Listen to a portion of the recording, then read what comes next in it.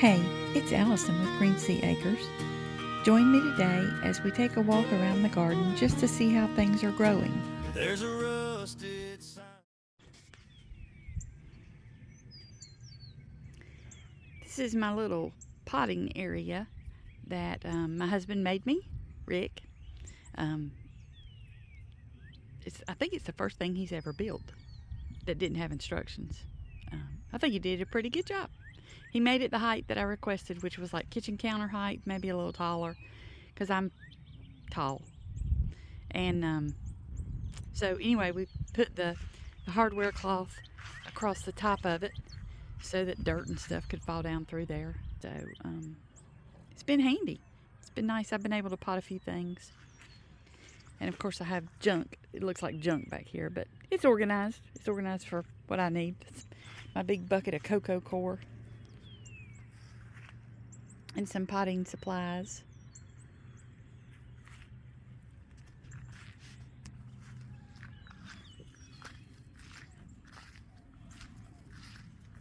And it's kind of bled around the corner here. Because I'm trying to harden off some of these plants.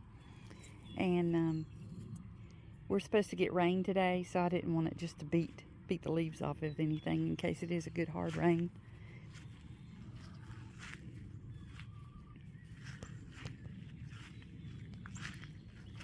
Come on, Peanut. That's Dixie.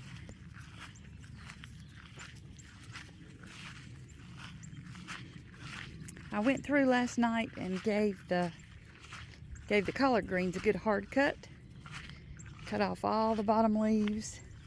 Did a little damage control. Found out we had some cabbage loopers, little tiny worms. So from what I understand, they're some eggs that are laid by little white moths. And the funny thing is, I saw this little white butterfly, I thought, flying around the collards, I don't know, maybe 3 weeks ago. And I thought, oh, look, isn't that sweet? The little butterfly likes the plants. Wrong. That apparently was a cabbage moth.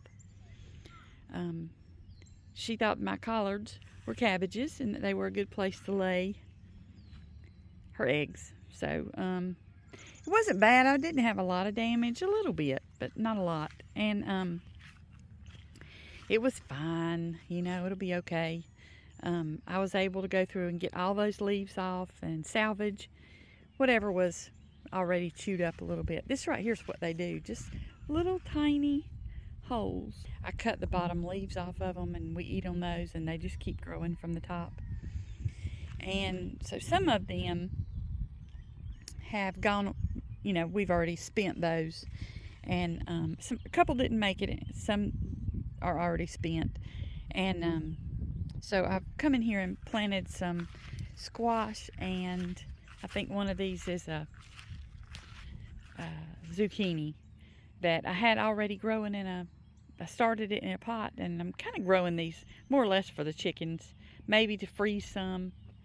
But we got a lot of squash and zucchini last year, so we're not really desperate for any of that this year.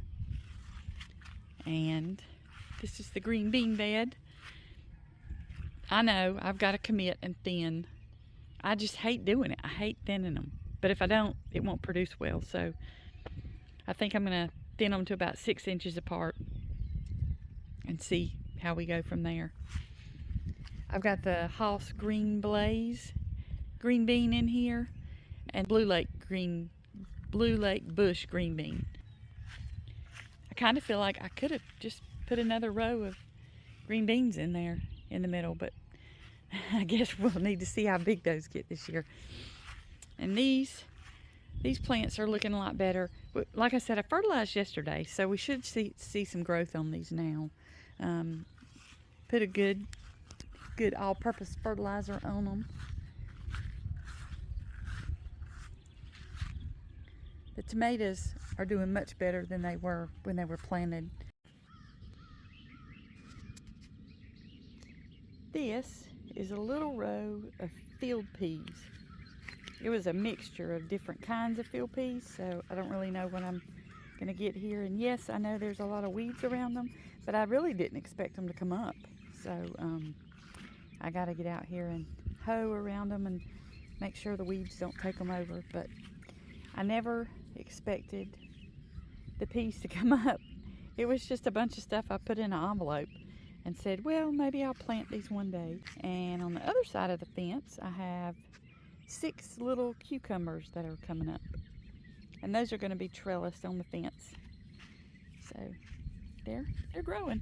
I only had one for a long time, but now some more are starting to come up. So I think I planted 6. These are cantaloupes that germinated about a week ago. So they're starting to come on up. And 5 in the back are the black oil sunflowers, and the 5 in the front are autumn beauty sunflowers. The ones in the back take a while to come up, and they'll grow very tall. So I put them back there hoping that they would have a little bit of help to lean on the fence since they're going to be so tall. And the 5 in the front will mature pretty early. They should be mature in about 50 days and be blooming. And I think they come up like in a bunch. They come up on one stalk, and then the one stalk has multiple flowers on it. The one in the back only has 1 flower on it. These are my other tomato plants. These are the Cherokee purple tomatoes, and they seem to be adjusting well to being in the ground. That one's a little wilty this morning. The one on the right. It's had water though, so I'm not sure why it's being all wilty. And then there's the last Cherokee purple on the right. And then we switched the Sun Sugar cherry tomato. And these are the Sun Sugar cherry tomatoes. These were actually bigger in the seeding trays, but they seem like that the Cherokee purple have caught up with it. These are our green beans that are in the ground. I gotta pull my netting down in the middle. Hey, I'm still learning. Green beans are really seeming like they're getting on with it. They've only been up for about a week,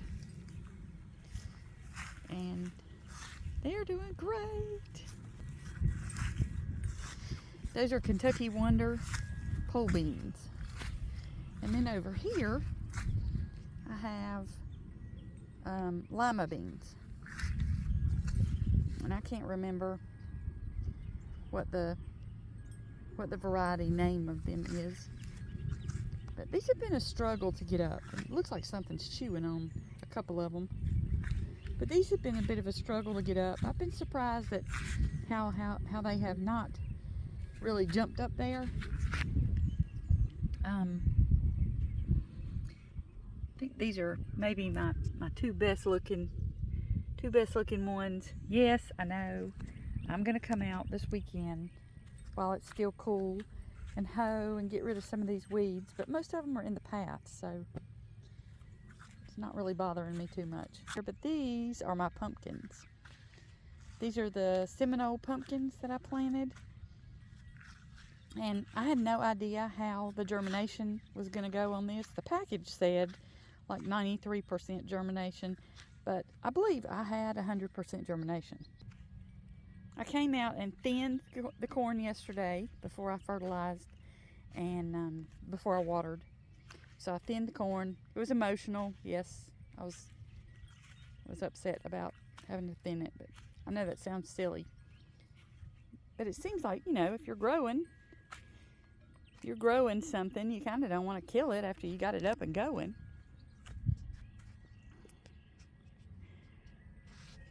So the 5 rows that we're walking over right now were planted a little later than these 3 rows. These 3 rows were planted first and I ran out of seed. These 3 rows 12 inches apart.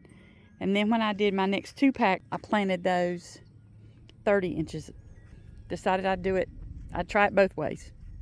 we'll see what ends up being the best. I will say the 36 inches apart is much easier to work as far as hilling it or watering it or anything. It just makes for easier mobility. Thanks for walking around the garden with me today. I hope you enjoyed the video. I hope you learned something. If you haven't already, please like and share this video and subscribe to our channel. See you next time.